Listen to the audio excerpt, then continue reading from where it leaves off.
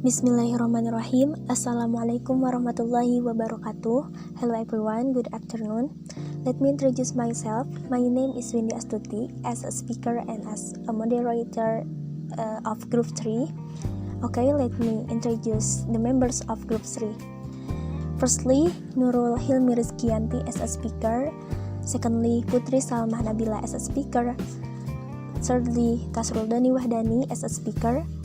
Fourthly, Yusup Maulana as a speaker. Lastly, Zul Abidi Zarfan as a speaker. Okay, in this video, we are going to present about kinds of language change. Okay, the first material will be presented by me. Language is always changing. We have seen that language changes across space and across social group. Language also varies across time. Generation by generation, pronunciation evolve. New words are borrowed or invented. The meaning of old words drifts and morphology develop or decays. The rate of change varies, but whether the changes are faster or slower, they build up until the mother tongue becomes arbitrarily distinct and different. After 1,000 years, the original and new languages will not be mutually intelligible. After 10,000 years, the relationship will be essentially indistinguishable from change relationship between historically unrelated languages. In isolated subpopulations speaking the same language, most changes will not be shared. As a result, such subgroups will drift apart linguistically and eventually will not be able to understand one another. In the modern world, language change is often socially problematic. Long before divergent dialects lose mutual intelligibility completely, they begin to show difficulties and inefficiencies in communication, especially under noisy or stressful conditions. Also, as people observe language change, they usually react negatively feeling that the language has gone downhill. We never seem to hear other people commenting that the language of their children or grandchildren's generation has improved compared to the language of their own youth.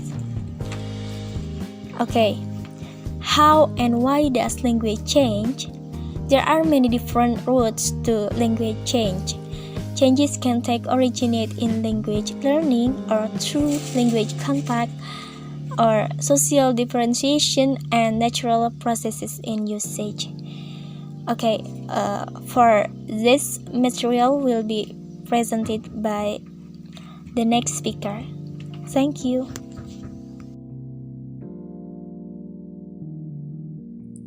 Well, hello, my name is Nurul Rizqiyanti. Here I will explain about language learning and language contact. Okay, first there is language learning. Language is transformed as it is transmitted from one generation to the next. Each individual must recreate a grammar and lexicon based on input received from parents, older siblings, and other members of the speech community. The experience of each individual is different, and the process of linguistic replication is imperfect, so that the result is variable across individuals. However, a bias in the learning process, for instance, towards regularization, will cause systematic drift, generation by generation.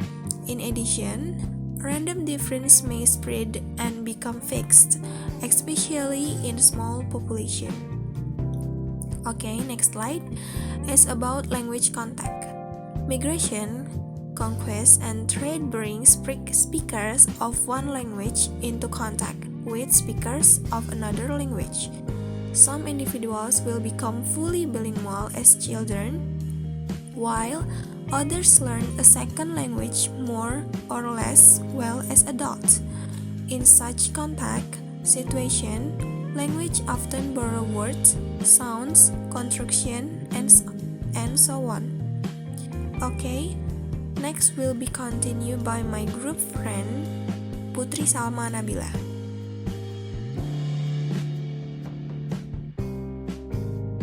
Here I will reason material about social differentiation, natural process in usage. Historical linguists focus on 4 types of language change. The first one is social differentiation.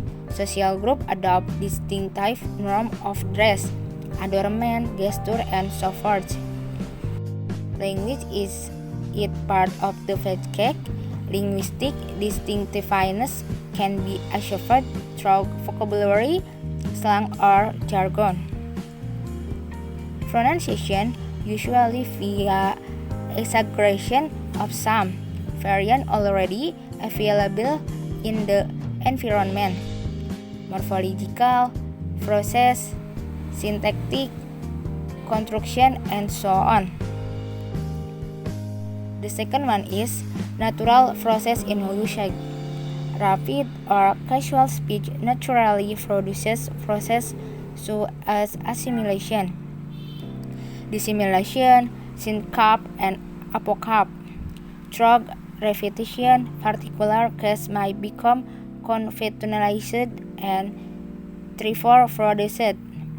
Even in slower or more careful speech, word meaning change in similar way through conventionalization of process like metaphor and metonymy. Some linguistics distinguish between internal and external sorts of language change, with internal sorts of change being those that occur with a single linguistic community, and context phenomena being the main example of an external source of change.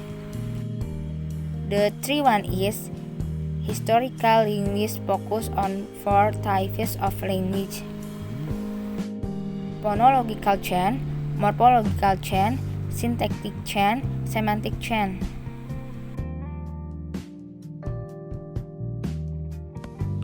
Okay, so I want to explain about the phonological change. Phonological change refers to any change in the sound system of a language, particularly its phonemes and their distribution. In fact, all elements of a language sound system, syllable, structures, tones, and stress pattern change over time. But historical linguistics tend to focus on change in segmental phonology. Most sound change start out as small but regular variation in phoneme surface articulation, which are motivated or conditioned by its immediate phonetic content. And the next one is morphological change. Morphological change refers to any change in the morphonemic system. One of the most dramatic changes in the English language involve how nouns were morphologically marked to indicate certain kinds of information. Old English, like modern Russian, allow relative free word order. The subject of a sentence could appear before or after the verb. For example, to indicate the role of particular noun in a sentence, its relation, the verb, and the other nouns was marked with a case ending. Old English nouns were inflected with endings, denoting a variety of cases: nominative, accusative, genitive, dative, and instrumental, singular and plural. For example, Jiron grown was inflected as follows. In the following slide, you can see the nominative and accusative in singular and plural, and genitive, dative, and instrumental. Maybe that's all I can explain. My name is Tasrul, Doni, Wahdani, and on this occasion, I want to try to explain the material about syntactic change and semantic change.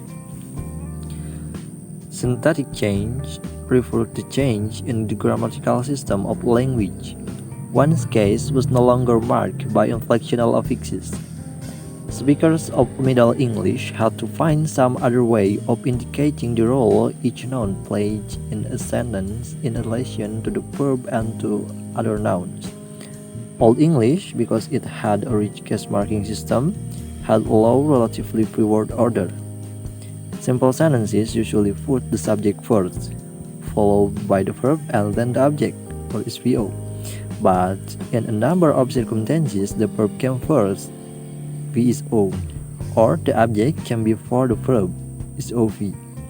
As the case marking system was lost, word order in Middle English became increasingly fixed as SVO, so speakers could indicate the grammatical relations of nouns in clauses. Semantic change. Semantic change is mainly concerned with changes in the meanings of words. These changes are usually incremental and can be traced historically, where the comment exists from earlier times. Linguists can infer the meaning of a word from its use in context. For example, the meanings of the modern English word nice and silly are the results of odysseys of semantic change. In Latin, the combination of ne, not plus the verb sire or to know resulted in nescius, meaning ignorant. It survived as nice, meaning lazy and simple, in Old French. It was then borrowed into Middle English as nice, where it means foolish, simple, fastidious, and delicious. In modern English, its meanings are solely positive, enjoyable, and polite. The form of silly in Old English was silly and meant timely. In Middle English, it changed to sally or silly, with the meaning of happy, blessed, and innocent. In modern English, silly means stupid, frivolous, and dashed. The meanings of words can change in a variety of ways, as the experience and understanding of the world of a specific community change. The words for things and differences and relation between things may change as well. New words may be coined for new objects and concepts, like televisions and X-ray, but often speech communities adapt to meanings of exciting words. In broadening, the range of meaning of a word increases. For example, in Middle English, bright means young bird, along with a change in pronunciation. In modern English, its meaning broadened to the entire genus, bird.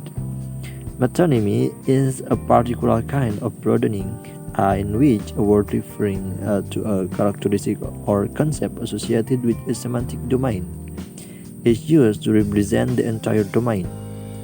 For example, silver extended from referring to the metal to mean also items of Tupperware or other household goods that are made of silver, coated with silver plate, or made of silver-colored metal.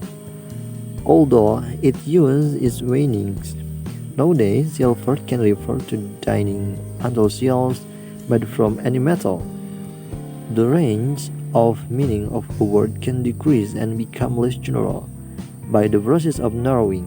So, for example, Old English hunt or dog narrowed to modern English hound to refer to a particular breed of dog. So that's enough from my explanations. Thank you.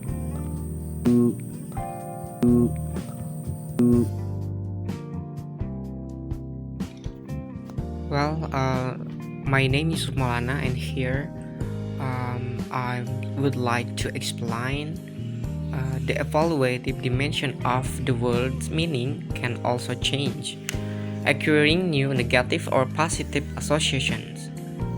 In figuration, the meaning of a word acquires a negative value. Consider the current meaning of mistress, which was originally a borrowing from Old French mistress, a woman who rules. Semantic changes are sometimes revealing of social attitudes. Notice that master, from Old French master, a man who rules, has none of the sexual meaning of mistress. Of course, the meaning of a word can also take a turn for the better. In amelioration, the meaning of a word acquires a more positive value. For example, modern English, pretty came from Old English, pratig, P-R-I-T-I-G, deceitful, tricky. Word change meaning because people use language creatively. Sometimes a change in meaning is motivated by metaphor, the perception of similarity between two things or situation. For example, English grape, sad, serious, originally mean happy. This is from Latin grapes. Similarly, in ellipsis, a word take the meaning of a whole phrase. Example, daily paper becomes a daily, a painting by Picasso becomes a Picasso, and a private soldier becomes a private. We have seen that a sound change can lead to morphological and syntactic changes. A sound change can result in semantic change as well. When unstressed vowels in English were lost, the Old English is like E-R-R, E-R-E, A-R-E, or ear, and E-A-R, grain of a plane with the husk on it, become phonetically alike, and since the references have some resemblance, speakers of modern English assume that an ear of grain is metaphorically related to the ear of an animal. Okay, that's all from me. This is the last topic. This is the last one. Thank you very much for your attention. Assalamualaikum warahmatullahi wabarakatuh.